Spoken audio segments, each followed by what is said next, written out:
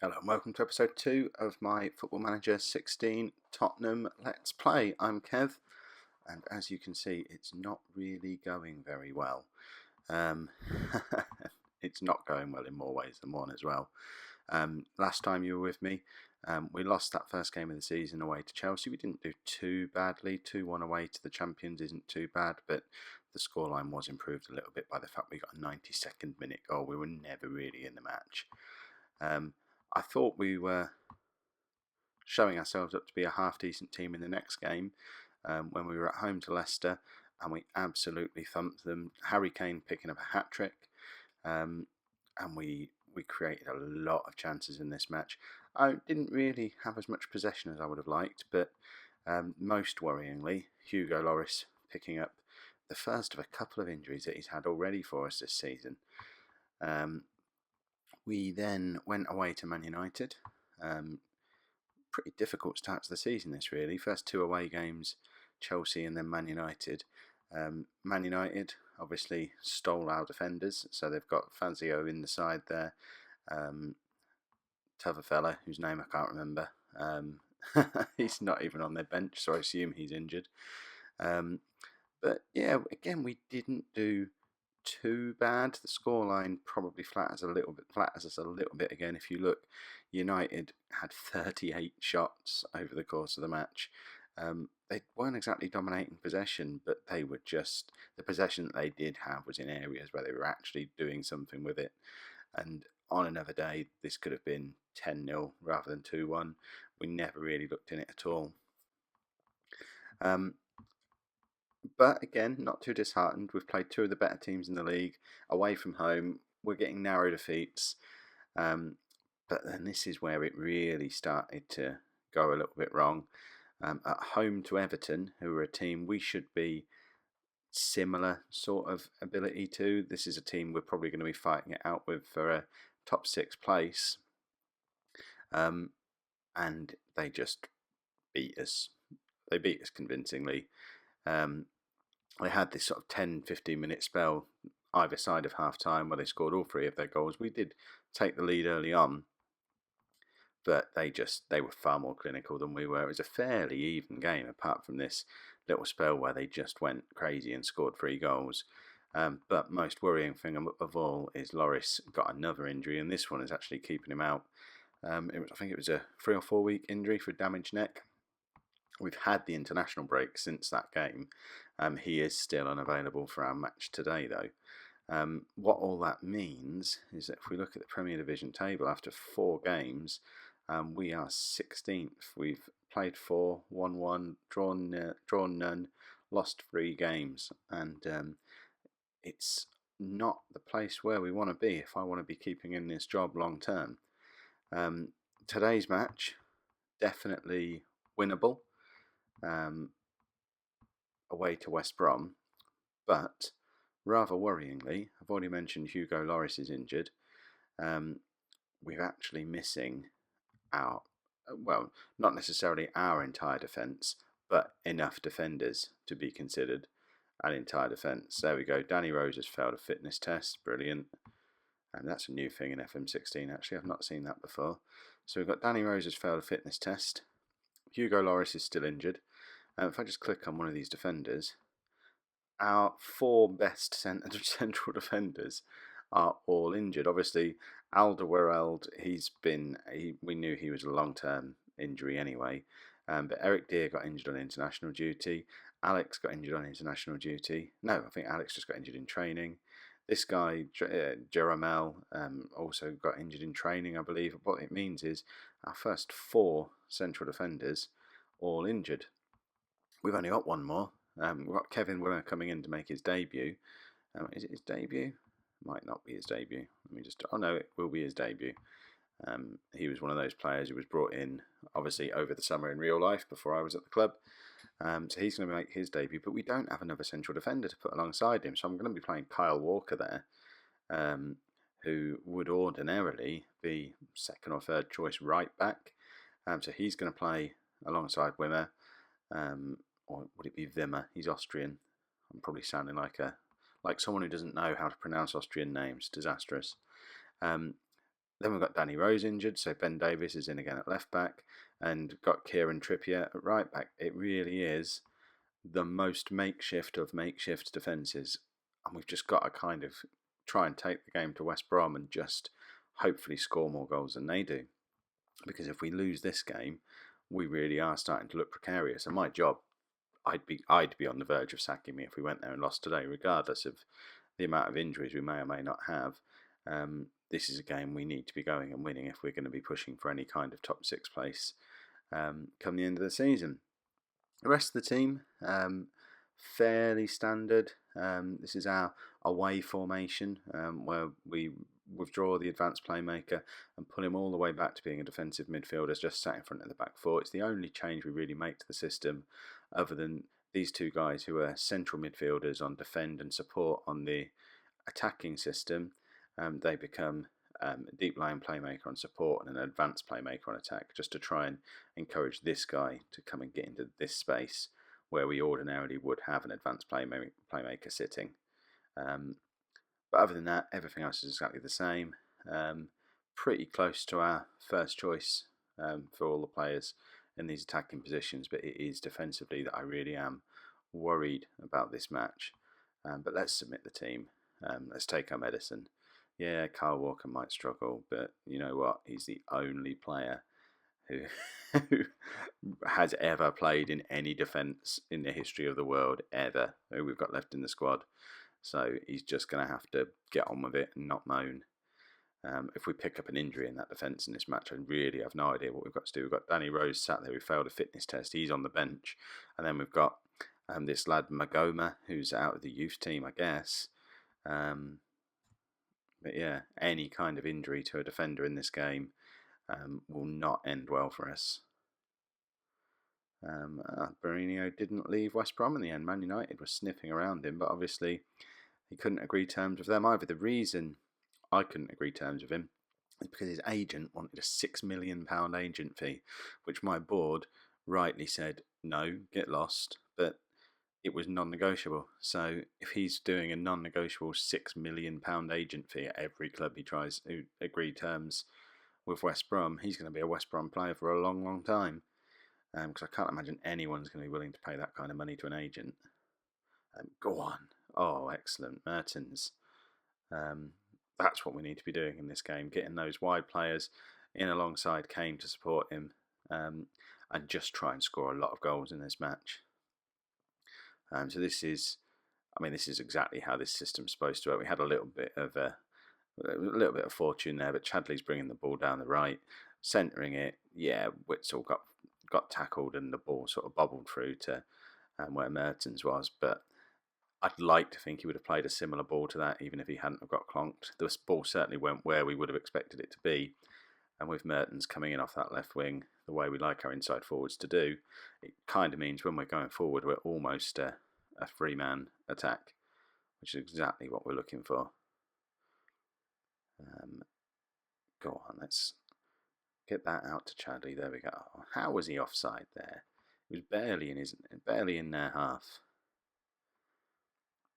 Alright, we've still only had the one shot 15 minutes in. Luckily we scored it, but I can't imagine us keeping a clean sheet with the goalkeeper and the defence that we've got out in this match. So we're going to need a couple more at the least to get what we need out of this game. That being said, I'm quite happy for us to just skip along like this with no highlights. Quite happy for it to be a nice boring game. I'm sure the fans might not agree, but I'd like to think even the fans could look at the team we've had to put out today, the defence we've had to put out today, and accept a nice boring game will be fine. Oh, and Mertens has done it again. Fantastic. Coming in off that left wing again. I mean, this lad was signed because he's got the ability to play as a centre forward. If we ever need to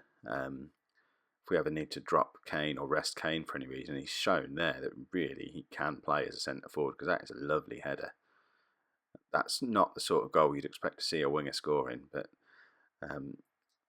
as I say, he's a centre forward as well, and that's encouraging to see when we've only got Harry Kane as a recognised out-and-out striker at the club. When you've got a winger who can score a goal like that, it becomes a little less worrying.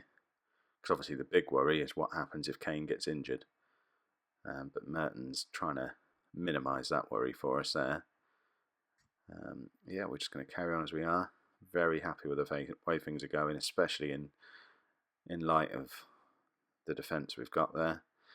Go on, Chadley, get that cross in. No, there we go. I'm still trying to learn all the Spurs players' names. As I mentioned in the first episode, I'm really not a Premier League football fan. I'm a lower league guy. And yeah, I've not heard of half of these players. So if I am still saying names wrong, please pop in the comments how to say them properly. I will make an effort to try and say the names of these players properly. I'm very conscious of the fact that for several of them I am just making it up. And I've probably said several wrong in this episode. Oh, there you go. See, that's exactly what I'm afraid of. Kyle Walker there, understandably a little bit lost. I think that's Walker there, who doesn't really know whether he's supposed to go to Mourinho or not. He gets left in no man's land. The ball just comes through there. There's no one covering. And that's 2-1. And that's hopefully not the start of a resurgence. I mean, West Brom have had so many shots. This is like that Man United game all over again. Teams really are creating a lot of chances against us. And that's going to be a little bit of a worry. Because we can't expect our goalkeeper to play out of his skin every match.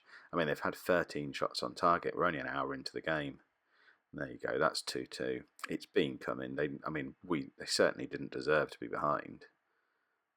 I mean, that's just a good cross. I don't think we can blame any of. I think that probably would have been a goal, even with the first choice back four there. The goalkeeper maybe could have done a little bit better. Obviously, it's our reserve goalkeeper as well. But I'm not as concerned about that goal as I was the first one. We really do need to pluck a goal out of somewhere now, though. Harry Kane didn't really have any options on there. There wasn't a lot of movement from the two inside forwards. They'd both tucked in, if anything, a little too early probably, not giving him the option to put the ball out wide, and they were just both picked up by the central defenders, and that was too easy for them again. Crosses really do seem to be effective in this version of Football Manager. It makes me rethink of my whole system might be in order, because I've noticed in every game I've played so far, so many goals are coming from crosses, and we're obviously playing with quite narrow inside forwards, and our only real width is coming from the fullbacks. And if they're pinned back and not getting into crossing positions, we're missing out on a real major way to get goals in FM16. Right, we need to make some changes. Let's get Bentaleb off.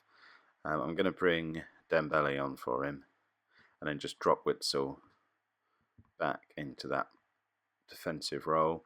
And then I'm going to take Chadley off and bring Son on for Chadley.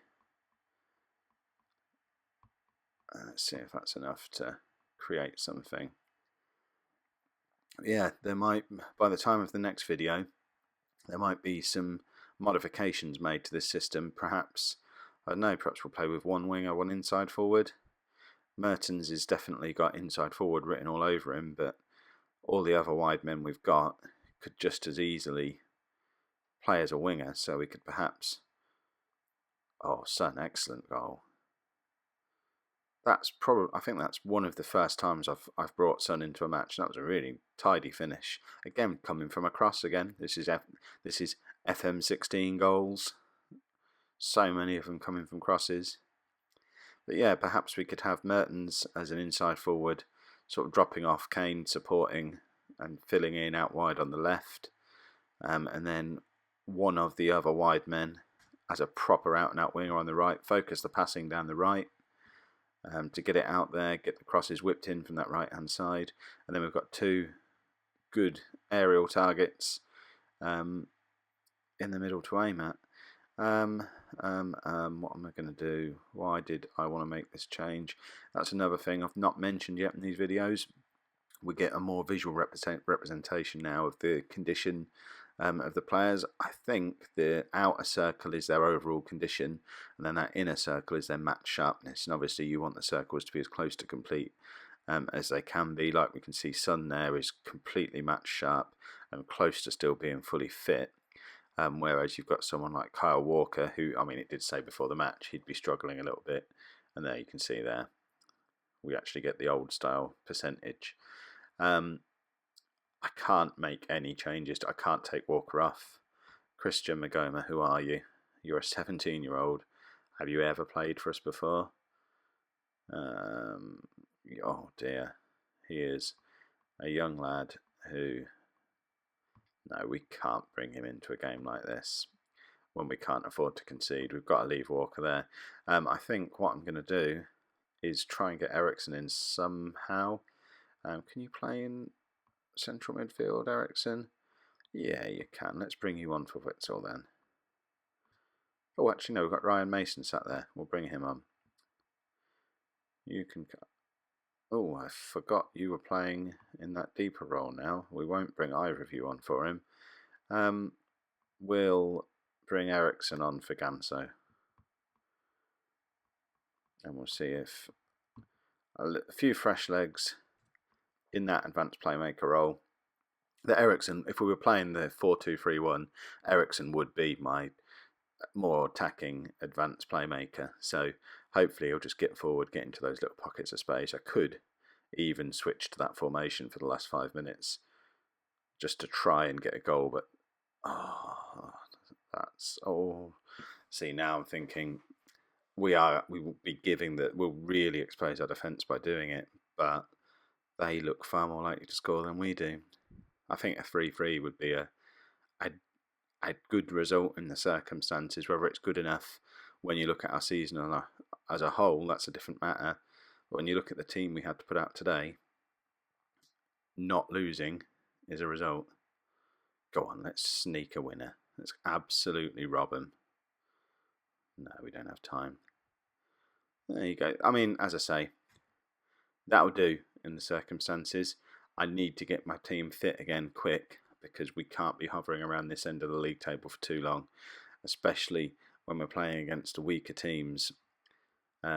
We need to be starting to pick up some points, and that is a real worry. We even had more possession than West Brom, but for them to get 27 shots against us, it was all right when Man United did it. It wasn't ideal, but for West Brom to come and create that many chances, sooner or later, if we keep giving teams that many chances, we are going to get absolutely stuffed. So I'm going to need to try and tweak this system a little bit. But anyway, enough of me waffling. I'll work all that out offline before the next episode. Please whack the like. Try and get the likes up to 20 on this episode. I really do want to get the Football Manager 16 Let's Play out there as much as possible, and the more people who hit that like button, the more visible the video becomes. It helps the video, it helps the channel. I really do appreciate it. Get involved in the comments as well. Let me know what you would do if you lost your whole defence to injury. Could I have gone 3 at the back? Should I have been looking to switch up the system completely? Really would like to hear your thoughts on that in the comments. And obviously, if you want to make sure you hit these daily Football Manager 16 videos, obviously before the full game comes out as well, make sure you subscribe to the channel. And I've still got my FM15 videos running along as well. Thanks very much for watching.